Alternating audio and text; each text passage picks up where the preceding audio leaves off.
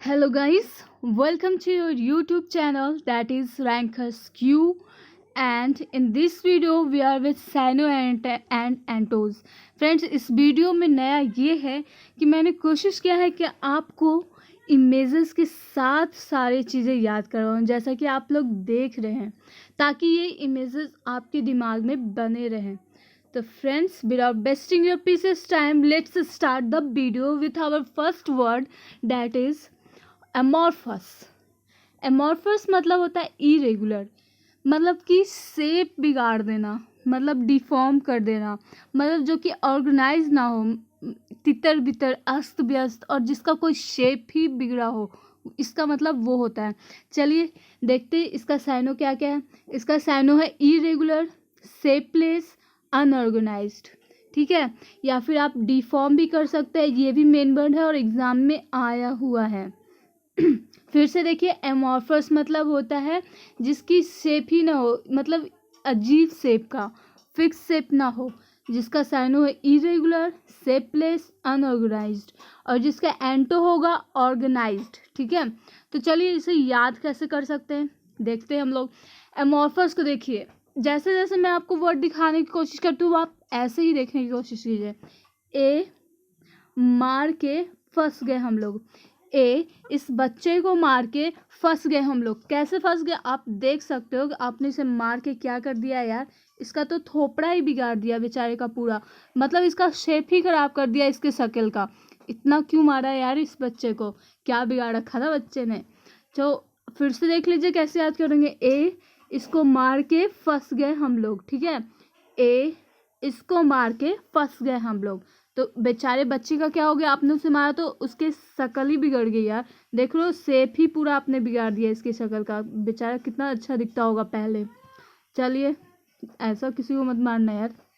तो चलते हम लोग अब नेक्स्ट वर्ड में, जो कि है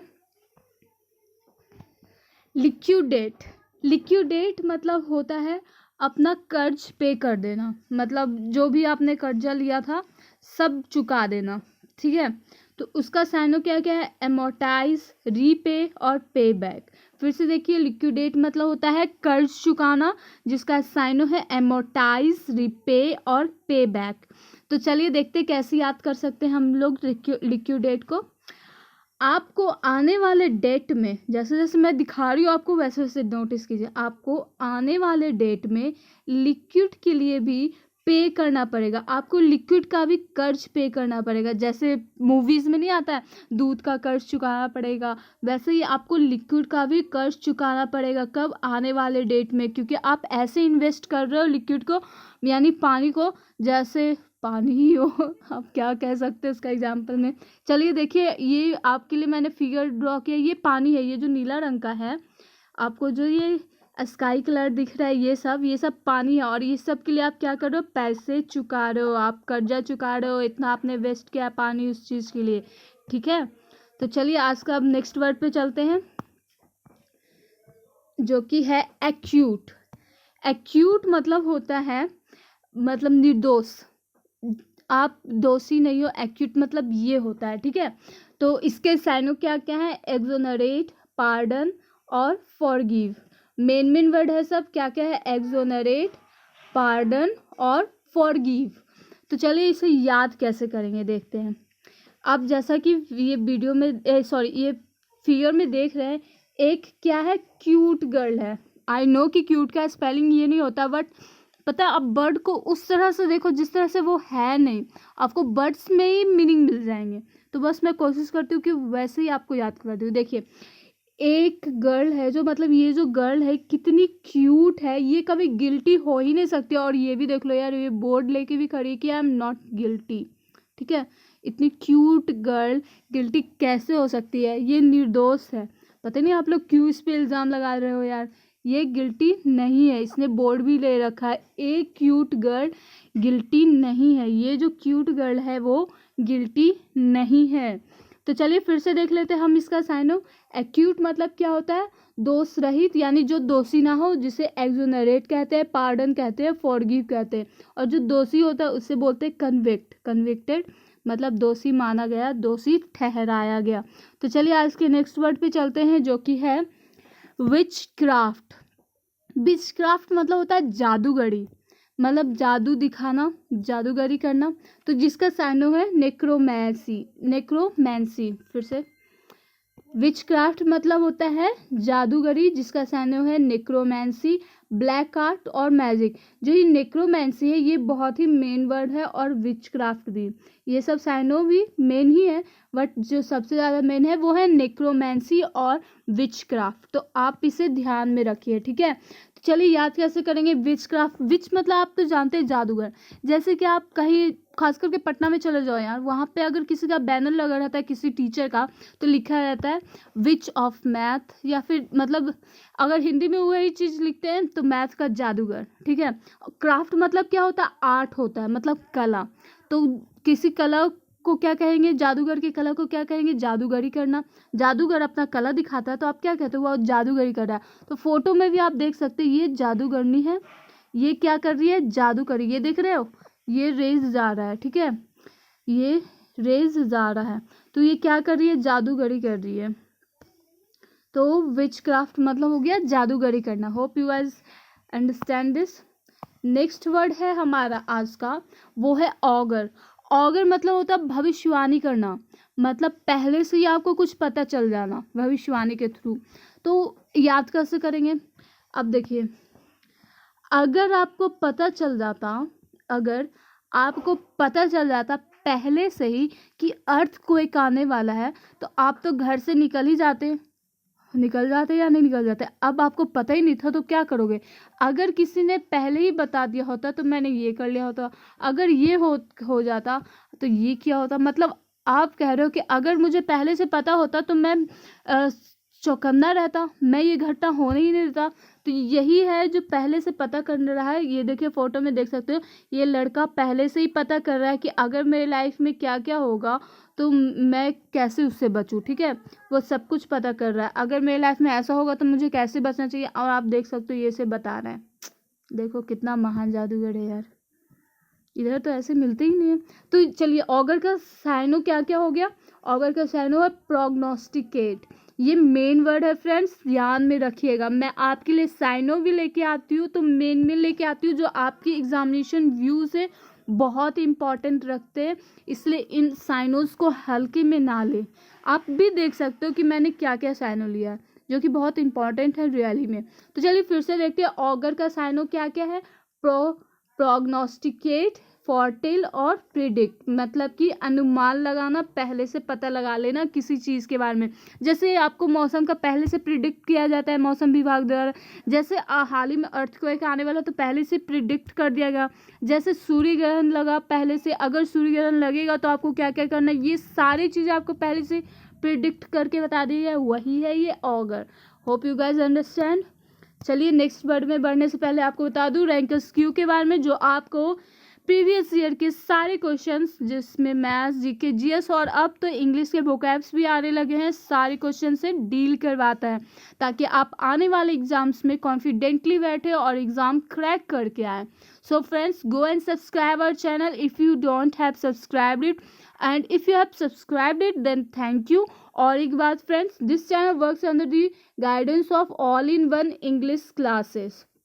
चलिए आज के नेक्स्ट वर्ड पे चलते हैं, जो कि है रिकॉन्डाइट। रिकॉन्डाइट मीन्स होता है बहुत ही जटिल, मतलब जो आपको समझ ना आए, जैसे गुड़ भी बोलते हैं, मतलब क्या है आपको पता ही नहीं चल रहा है, ठीक है। तो उसका सैनो क्या क्या है, रिकॉन्डाइट का सैनो है आपका intricate, complex, obscure. Obscure, complex और इंट्रिकेट रिकॉन्डाइट का सैनो। तो आपको याद कैसे होगा, चलिए जैसा कि आप फोटो में देख पा रहे हो, आप फोटो में देख पा रहे हैं कि ये आपको स्पेसशिप से पता चल रहा है कि लोग अंतरिक्ष पे जाने की तैयारी कर रहे हैं।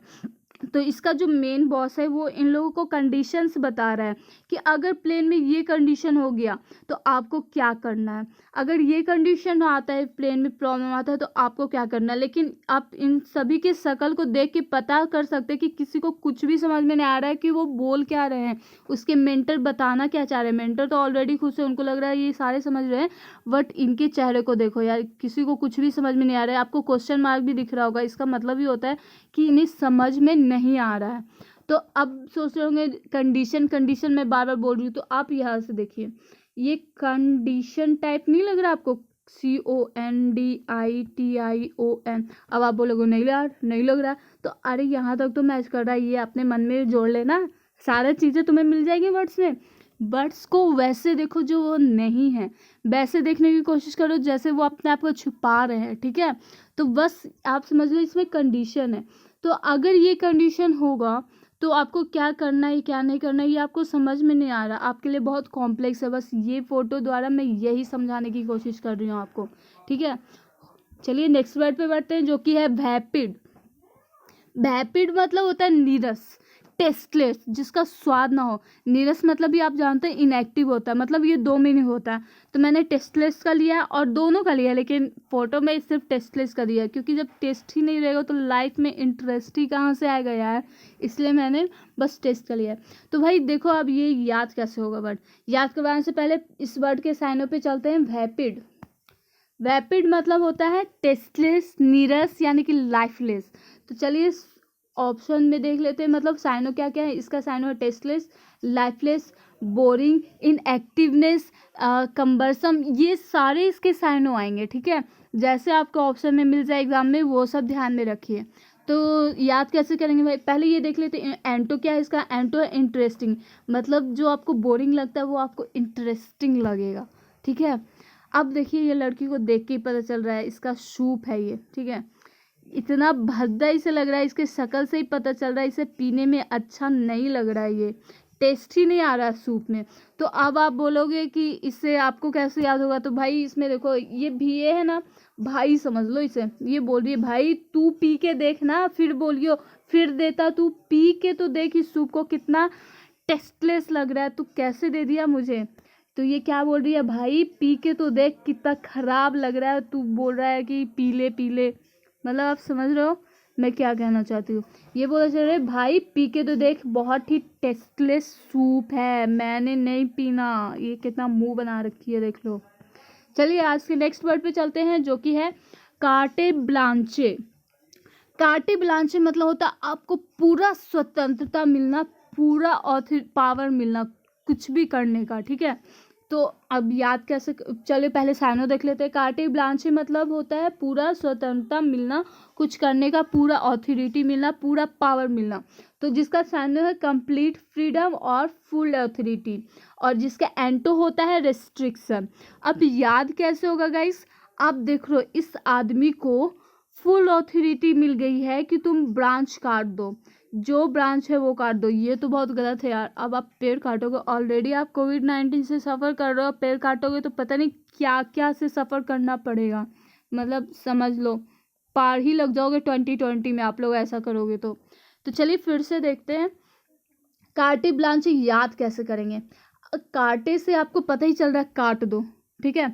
और ये ब्लांचे को ना आप ब्रांच टाइप देखो, BRANCH, ब्रांच मतलब वो जो पेड़ के ब्रांचेज होते हैं ये जैसे ये सब है, ठीक है।